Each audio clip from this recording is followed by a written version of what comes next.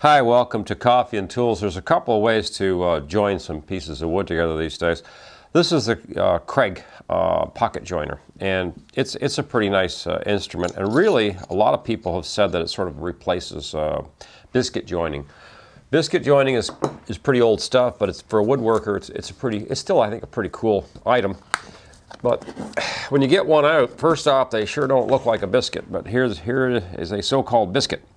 And it doesn't taste like a biscuit, doesn't look like a biscuit, doesn't smell like a biscuit, but there it is.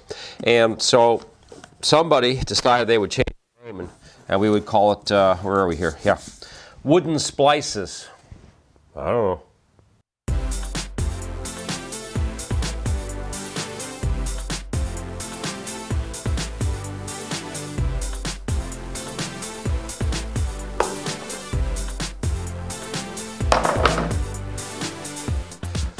Okay, welcome back.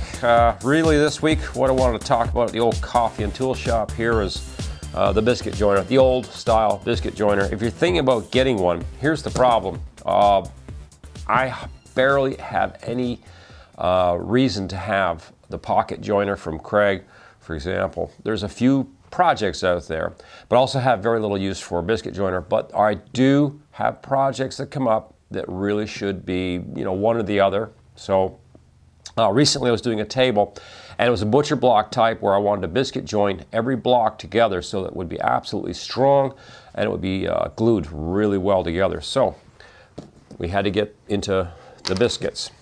To carry this out, I thought the best thing to do was to buy an inexpensive one, which in this case is the Ryobi. This is not a bad one.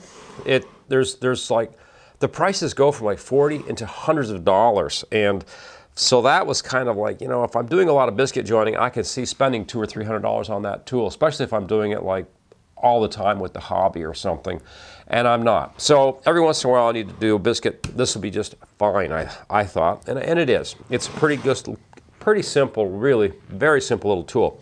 Probably one of the problems with it is you're going to come up here and you're going to make a slot, and this guy's going to fit in the slot and glue to the other one. Sounds simple, right? Yeah, it sort of is, and it's sort of not. The line you're going to line up here is on this machine here, is right here in the hole, and there's a little arrow here pointing. So once you scribe your line, you want that line on your two pieces of lumber so you can, line it up, and this isn't set up properly, so we'll see what we get. But yeah, let's just do one. And so this is, first off, I'll show you this little item on the tool. It's kind of cool. You hear a little click. I don't know if you can hear that. And a little click, that sort of locks it in. That tells it it's parallel with the device, but it sets it at 90 here, where this is where the blade is going to be coming out like that, and that's going to dig into the lumber and give me what I need, hopefully. So now when you get it up on the tool, you want to hold it, really nice and tight. Get your motor turning first, and then sort of just glue it like that. And you can see it's way off because I didn't center it or anything fancy right now for the show. So now we can put some good old wood glue on there and glue that bad boy in there. And then the other half, of course, will go in the other piece. But back when we first did this, we would have the two pieces of lumber here, and we would scribe the line this way. That way we can center this tool up. Now, the problems that you're going to run into with biscuit joining, for one, is there's a lot of slop this way sometimes. So when you get your two pieces, you'll still find you've got this. So you still need to clamp everything in place afterwards and line your pencil marks up, sort of, if that's what you needed, and get it dead on.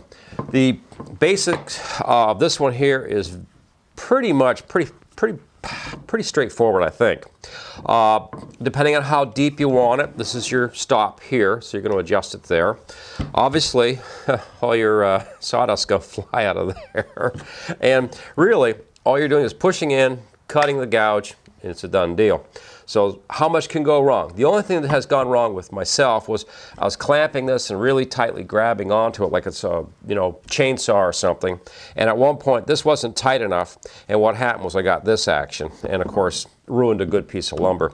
But beyond that, any inexpensive one is going to be decent, I believe, for the average woodworker like myself, where it's more of a hobby, because after the job is done, this tool is going to be sitting up on the shelf collecting dust a lot. So I don't mind having a small amount of invested in it. It's a nice little machine, and I don't mind having it, you know, sitting around collecting dust. Not going to bother me too much.